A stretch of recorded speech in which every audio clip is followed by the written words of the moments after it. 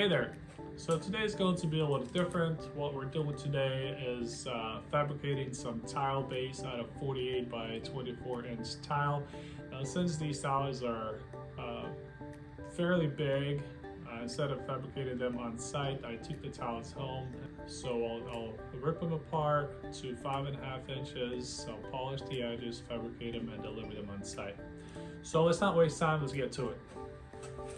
So this is the tile that we're working with today, 48 by 24 inch porcelain, and we'll be making some tile base out of this. Now I fabricated some already. I ripped, this is a full piece, plus I have 1 inch left over.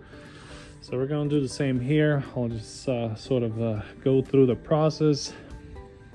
We're going to mark it at 5.5 inches, rip it apart, polish, and deliver it to the job site. What we want to make sure is the tile is clean and dry, no debris, no dust.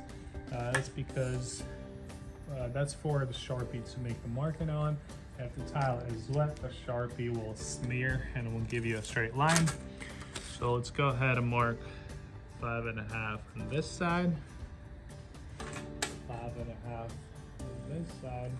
Now since my sprinter van is getting the turbo replaced, all my levels and scribes are in the van, so I'll use a countertop template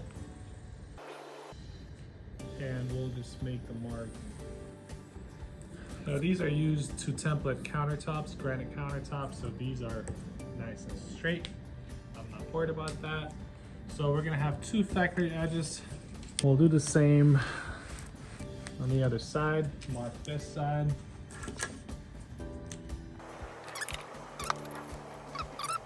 And you'll press it down as you go, because if I'm pressing down here, by the time I get here, it could shift. So put some pressure on your level. Or templating shims, whatever you got. Okay, so that's going to be enough. So this is already, I need 16 inches. And since the tile is not true 48, it's only true size is 47 and then 1/4. I'm fabricating so that we have enough scraps to put it where we need to. Pick up the tile and take it to the bird saw. Now we're going to line up marking. Now my 5.5 inches is this line, so the blade is going to be on this side of the line, so we have our 5.5 inch cut.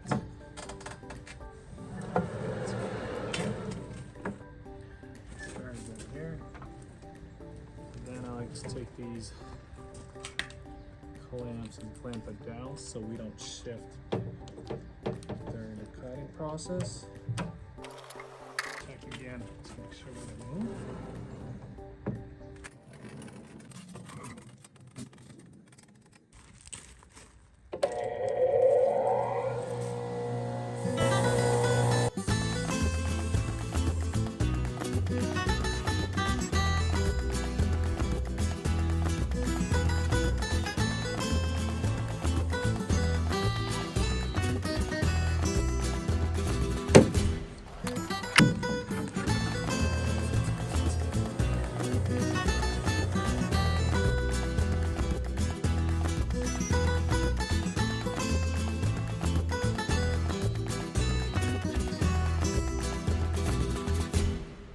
So this is porcelain.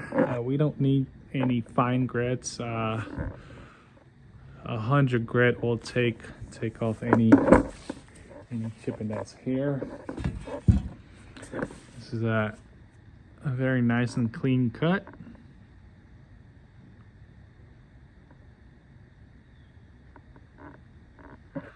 But we'll make it look like factory, so we'll make it like that. So if you see, it's got these microchips right now and they're really small. The camera's so close that you can see it better, but to the naked eye, from where my eyes are, they're really tiny. All right, so let's polish out this edge.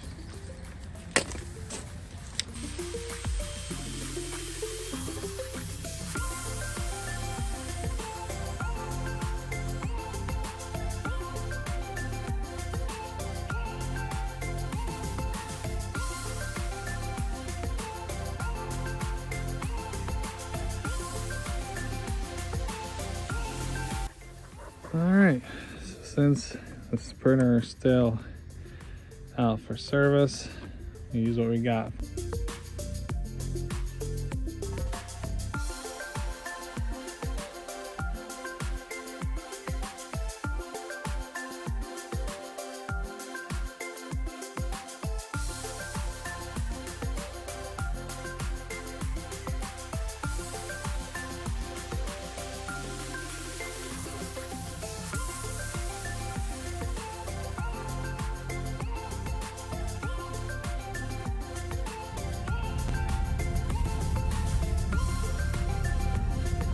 This is the house I've been working on.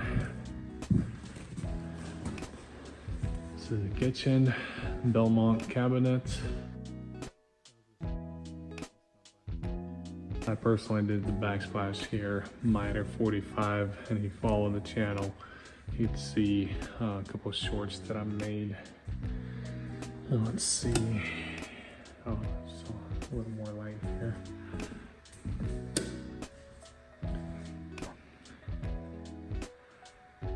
This is the backsplash, all miter and epoxy, no schluter, no bull nose, no pencil trim.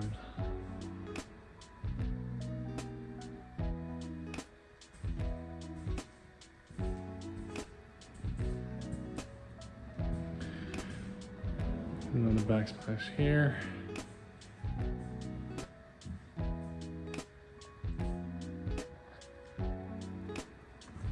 Take a look at the gas bath. This is the floor.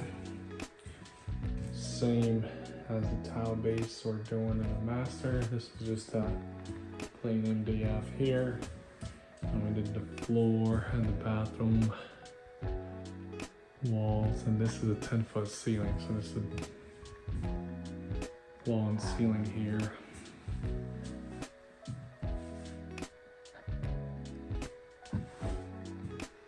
This is the master bath that we did. There's no bathtub, but a curbless walk-in shower. Now what's going to be here, it's not your typical standard shower pen. So this is already sloped one way. And you're going to put quartz on top. And the pan itself is envelope sloped. And that's the clean out right there. So once it's all done, we'll come back to make a walkthrough video. But since I'm here installing the base, this is what we got. There's gonna be quartz here and here. And I'm just here to do the base today. I have my mud mixed. Now I have these already cut out. We're going to match the seams. Now what grout do we do? Do we do the grout same as in the wall? Since this is on the wall, or match it with the floor, we're going to match it with the floor to have that uniform transition here.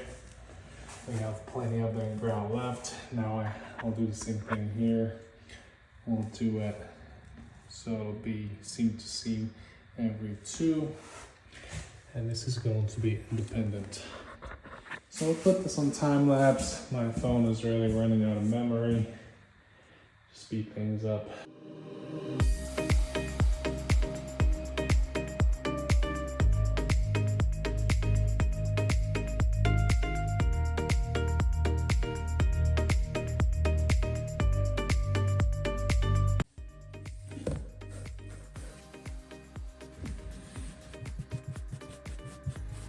One more look at the master before we leave.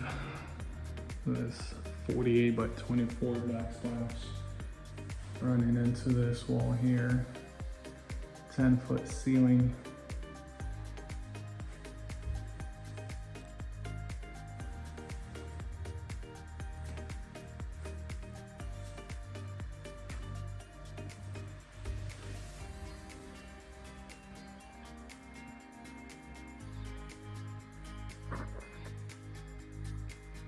The grout looks black, but just because it's still wet.